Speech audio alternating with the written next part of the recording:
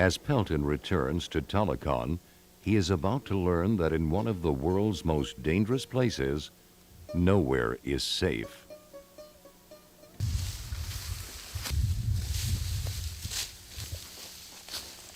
"7:30 a.m. At the guest house in the remote Afghan town of Talokan, Pelton wakes up to a peaceful morning. A few blocks away, for one family, it will be their last.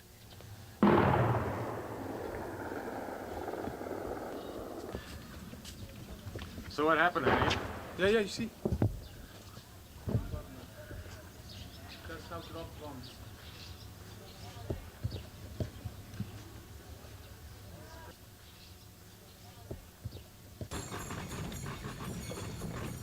They just dropped two 500-pound bombs in the area where the hospital and the high school was that we visited yesterday. At the hospital, the grim wait for victims begins. They do not have to wait long.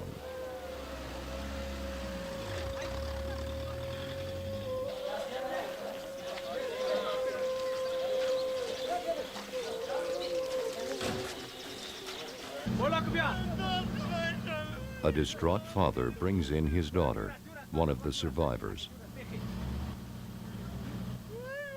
At a moment like this, I couldn't help thinking of my own daughters. Seeing children in war, it's something you never get used to.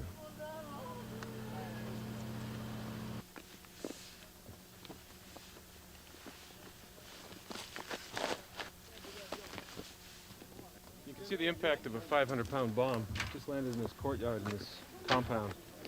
It snapped all the trees off, killed the birds in the trees, and all the livestock in the yard here, but that's not the important thing. The important thing is the people that get killed, sitting having breakfast.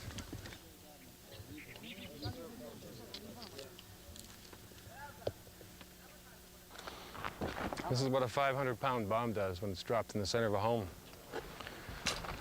It's not usually the bomb that kills, it's the blast and the shrapnel. In this case, it was probably the blast. I'm standing in a hole that's at least 12 feet deep. 10 people were living in this house. Is this the house here, or is that the house? مگه خانه اینجا بود یا اونجاست؟ خانه اونجا بود. So were people injured here? مگه در اینجا کسی زخمی شد؟ اینجا اونا دو تا زخمی شدن.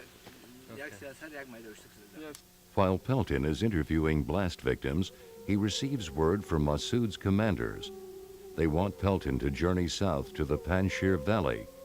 Are they moving him there to meet with Massoud, or to prove himself once more by plunging him deep into Massoud's world?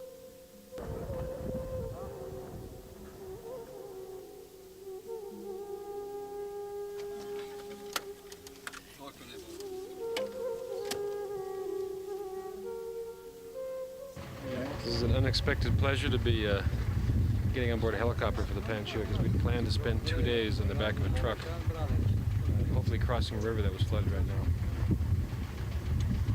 And this isn't the safest or the most enjoyable way to travel, but it's probably better than spending 2 days traveling along the front lines to get to the south.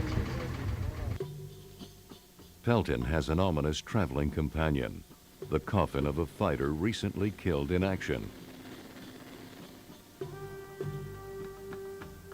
And under the coffin, there's a heavy load of ammunition.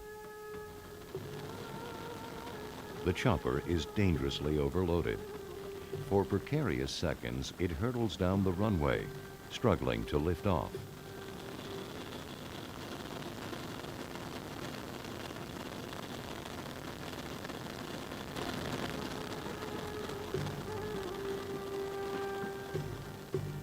In search of Massoud, Pelton will ride over an hour south into the Panjsher Valley, where bitter fighting has raged for decades.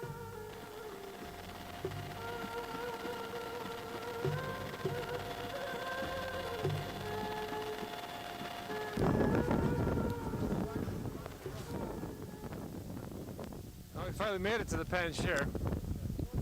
This is Rokas, and this is their headquarters in the Panjsher. In a place where few outsiders have ever set foot, Peter is welcomed by his old buddies from the war against the Soviets.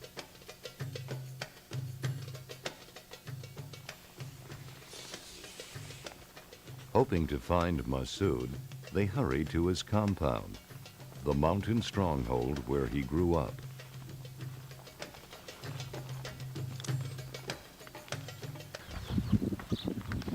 So this is Masood's house, and it's being fixed up now. It's quite nice. Yeah, actually his house is through those doors. It's locked at the moment. And then so you have a meeting in one room, and you go to the next room to have another meeting, and you clear out. So most people come here by helicopter? People will come here by road or land on the pad down there.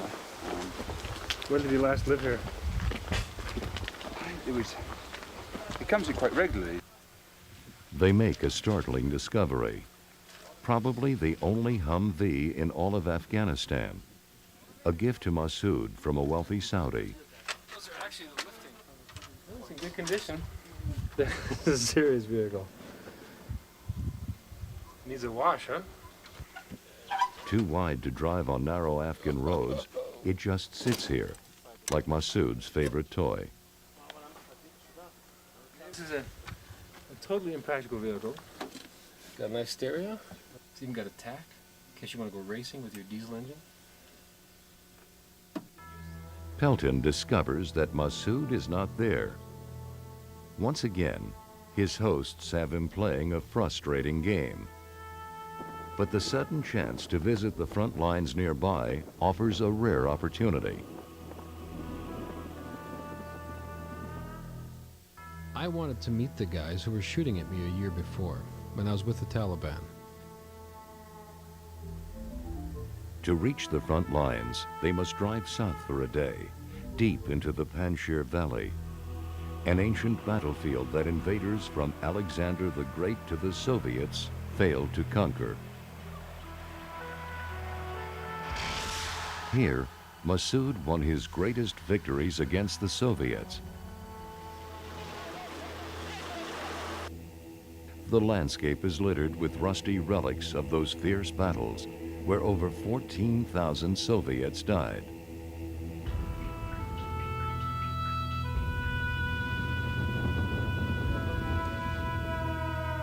Rusty tanks aren't the only things abandoned by the Soviets. Pelton meets up with a mine-detecting dog left behind from the 80s, adopted by Masood's men.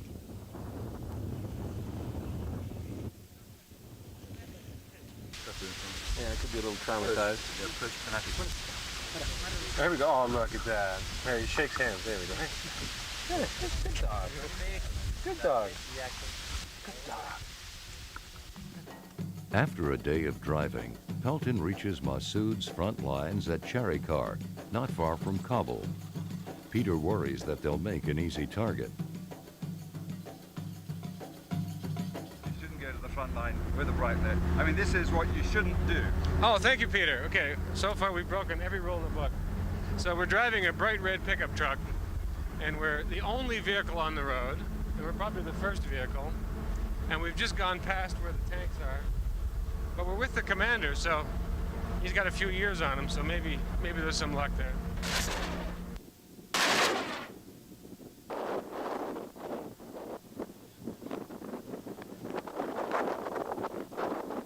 In the combat zone, Pelton and Peter take a rear look inside a combat-ready Russian-made tank.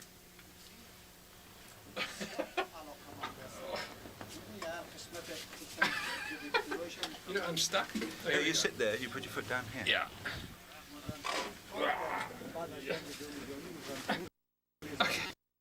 Okay, here we go. I got my binoculars here. Yeah, baby. And then I've got my main gunner. Up, down. It's in Russian, too, huh? Where the turret's turning. All right, that's the That's in degrees. case the electronics get knocked out. And the noise, you know, you've got a lot of noise in here. Your vision is very limited, seeing through those. Unreal.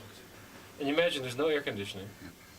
There's no windows. Other than this little site right here. If it hits that ammunition, the top pops off.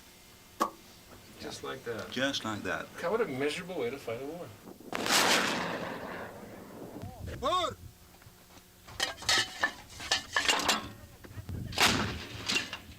Pelton arrives at the last desolate outpost on the extreme front lines. In this bleak no man's land, Masood's forces are locked in a stalemate with the Taliban.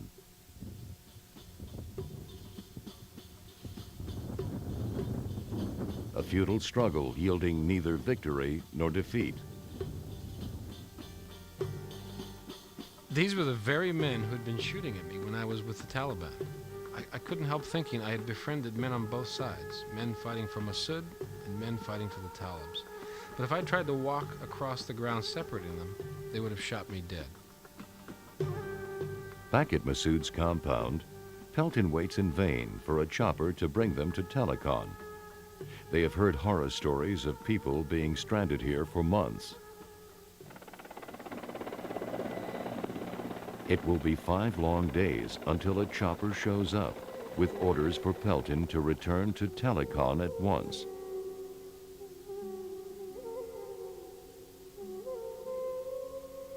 Pelton is confident that his time has come to meet Masood at last.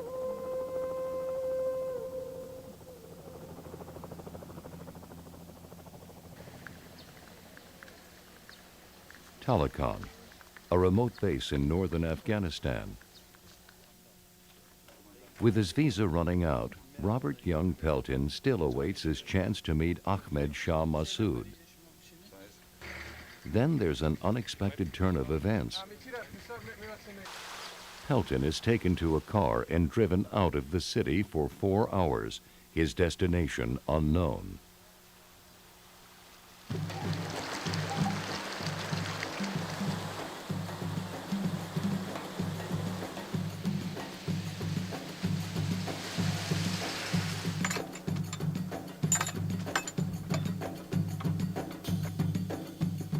Masood wanted me to visit a prison.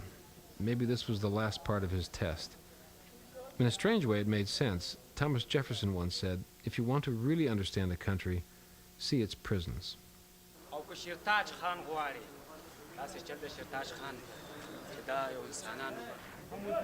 So why is this gentleman reciting poetry? Is this gentleman reciting poetry? This man, Yeah. he's gone mad. He's a prisoner.